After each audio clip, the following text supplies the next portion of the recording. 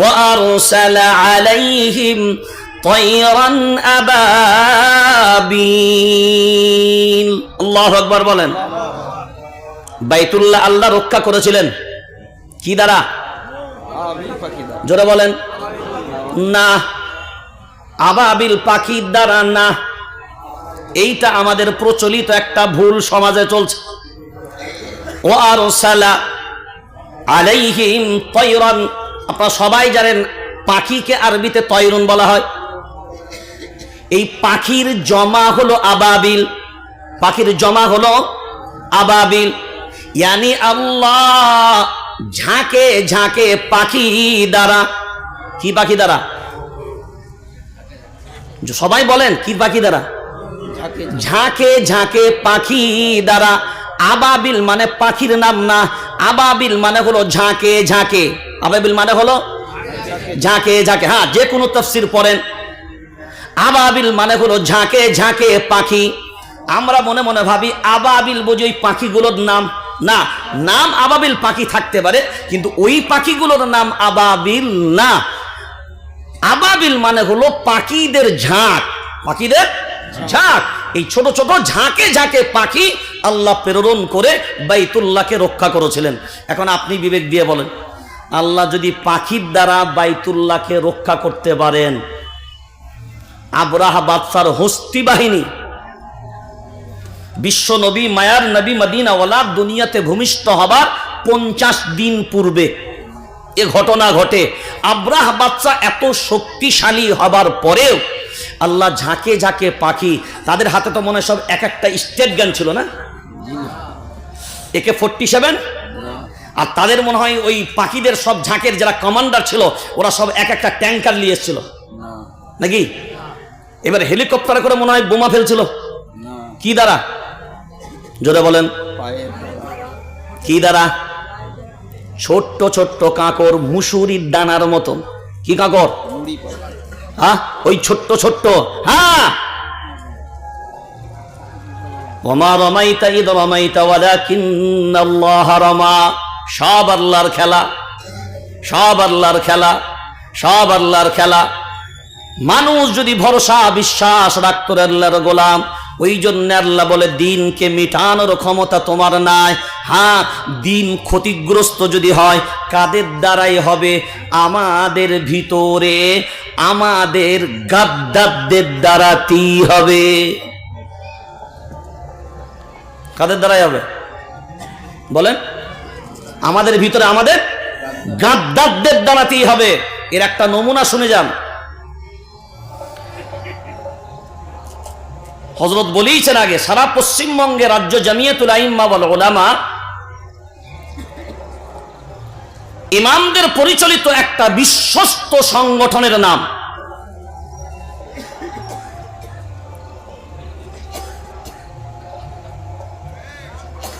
আমরা পশ্চিমবঙ্গের মাটিতে যদি আপনাদেরকেও জিজ্ঞাসা করি, আচ্ছা দুনিয়ার সব থেকে পবিত্র স্থান আপনাদের মতে কোন জায়গা? একটু বলতে পারবেন সবাই?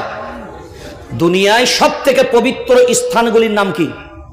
মসজিদ। সবাই বলেন মসজিদ। আচ্ছা, এতে সন্দেহ আছে কারোর? একজন হাত তোলেন। নেই।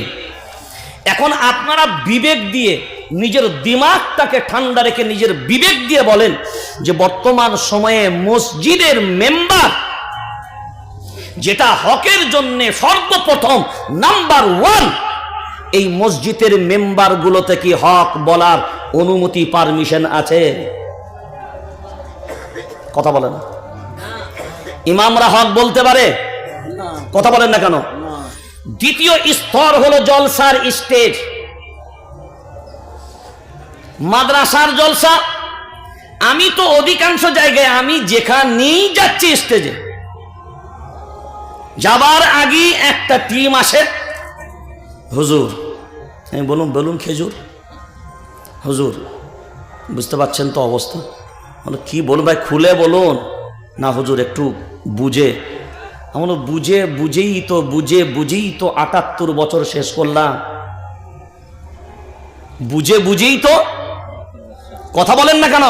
বুঝেই তো 78 বছর শেষ করলাম, শেষ করে যে মাতৃভূমির জন্যে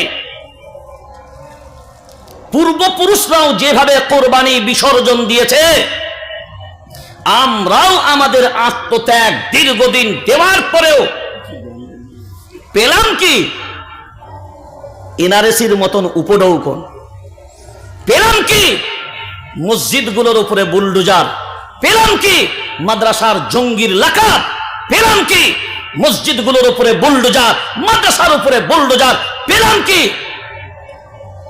বাবরি শাহাদতের বিদগ্ধ বিবরণ পেলাম।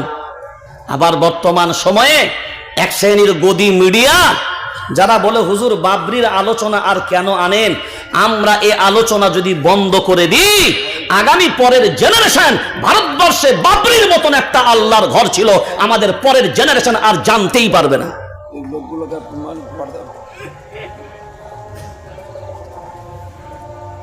মানুষ আর তার ইতিহাসগুলোকে ভুলে যেতে চায়, কিন্তু ইতিহাস যতদিন ভুলবে না এই জাতির দিমাগ বিবেক ততদিন কাজ করবে। আল্লাহর গোলাম, ইতিহাস যেমনি ভুলে যাবে এ জাতি নিজেকেই নিজে ভুলে যাবে।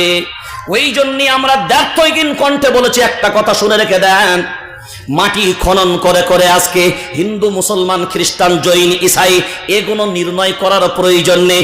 মাটি যদি খনন করার প্রয়োজন হয় সামলির ময়দান খনন করো, মাটি যদি খনন করার প্রয়োজন হয় বালাকোটের ময়দান খনন করো, মাটি যদি খনন করার প্রয়োজন হয় জিটি রোডের ধারে যাও, প্রত্যেকটা বৃক্ষকে জিজ্ঞাসা করো, তাদের গাছের গোড়াগুলোকে গবেষণা করো, আর জিজ্ঞাসা করো এই দেশের জন্য সব থেকে বেশি রক্ত দিয়েছে কারা রে ভাই?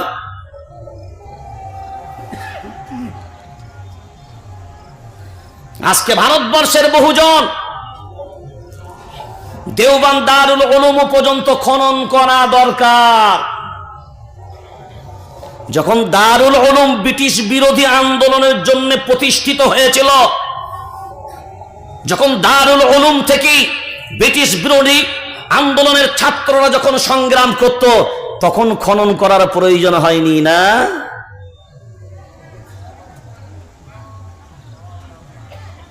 তখন প্রয়োজন নেই। আমি গত সপ্তাহে আসাম হাইলাকান্দি ডিস্ট্রিক্ট একটা প্রোগ্রামে গেলাম, বহু ওলামায়ে কেরাম, তো আমি দেখলাম ঘরগুলো বহু মুসলিম বসতি, ঘরগুলো সব ছিটে বেড়ার ঘর, কারোর বিল্ডিং নাই। তো আমি বললাম আপনারা কি বিল্ডিং একটাও বানাননি, কি ব্যাপার? বলে বিল্ডিং বানিয়ে করবোটা কি হুজুর, আজকে বিল্ডিং বানামু কালকে তো বুলডোজার চালামে, ওই জন্য সিটে বেড়া রাইখে দিছি, ভাঙবি ভাঙা দিবি আবার সিটে বেড়া করে নিব। বুঝতে পারেন না? মনে যার বাড়ি করেই লাভ কি আছে? 42,000 মসজিদের লিস্ট বানিয়েছে, বুলডোজার চালাবে। ওয়াক্ফ সংশোধনী বিল একটা বহুরূপীর মতন খেলা খেলে চক্রান্ত করে জেপিসি নাটক করে এ বিলকে পাশ করিয়ে পার্লামেন্টে চালিয়ে দিল, পার্লামেন্টে বিল পাশ করুন। আমি অবাক একটা জায়গায়, বহু জায়গায় গিয়ে যখন জিজ্ঞাসা করছি এই ওয়াক্ফ সম্পর্কে আপনারা কি জানেন, তো এ শ্রোতা জাতি বলছে সেটা কি জিনিস, মুরব্বীরা বলছে ওটা কি খাবার জিনিস না মাকার জিনিস। আমি বললাম ঠুকার জিনিস।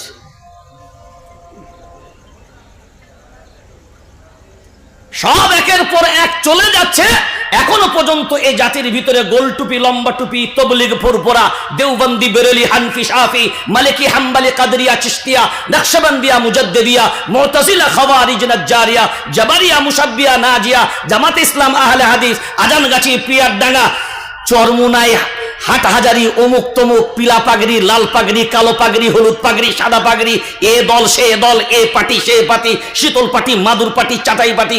ওরে তওবা তওবা, দলের অভাব নাই। আর যাকেই জিজ্ঞাসা করো বলছে আমরা হলাম মুসলমান।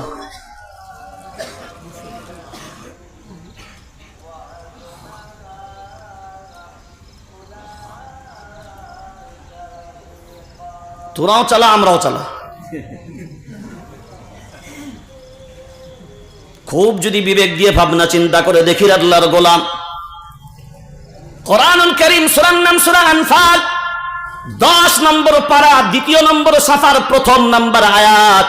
وَأَطِيعُوا اللَّهَ وَرَسُولَهُ وَلَا تَنَازَعُوا فَتَفْشَلُوا وَتَذْهَبَ رِيحُكُمْ وَاصْبِرُوا وَأَطِيعُوا اللَّهَ وَرَسُولَهُ, আল্লাহর আনুগত্য করো এবং তার রাসূলের আনুগত্য। ওয়ালা তানাজাউ, খুঁটিনাটি ছোটখাটো বিষয়গুলো নিয়ে তোমাদের মাঝে মত পার্থক্য করবা না, দ্বন্দ্বে জড়াবা না। আমাদের ভিতরে দ্বন্দ্ব তো একদমই নাই। শুধু ভারতবর্ষের জমিনে 40 কোটি মুসলমানের ভিতরে এই জাতির দল হলো প্রায় 420 খানার মতো। কয়টা? জোরে বলেন। এই 420 খানার দলের আমির বা না ওদের নেতা যে আছে, যারাই হেড অফ দ্য ডিপার্টমেন্ট কুরসিতে বসে আছে এবং তাদের অনুসারীদের জিজ্ঞাসা করুন, প্রত্যেকটা দলকে বলো জান্নাতি দল কারা, সবার জবাব হবে আমরাই। বুঝতে পারেনি? সবার জবাব কি? আমরাই। আমরা বাকিগুলো আমরা সব তো কাফেরের দল। ওদের আকীদা ঠিক নাই, কেউ বলছে জন্মের ঠিক নাই। এই জলসার স্টেজগুলোতে কোরআনের বয়ান করবে, নবীর সুন্নাহর বয়ান করবে। কোরআনের স্টেজগুলোতে বানিয়েছে দল পূজারীদের জায়গা। বক্তা হক বলবে আর দাওয়াত না, যে তেলিয়ে বক্তব্য রাখবে ওখানে স্টেজ থেকে, হুজুর আপনার বক্তব্য আমাদের দারুণ লেগেছে, আগামী বছরটা হুজুর এই ডেটটাই বুকিং রাখবেন। মসজিদের মেম্বার ইমাম যদি হক কথা বলতে যায়, বন্ধ।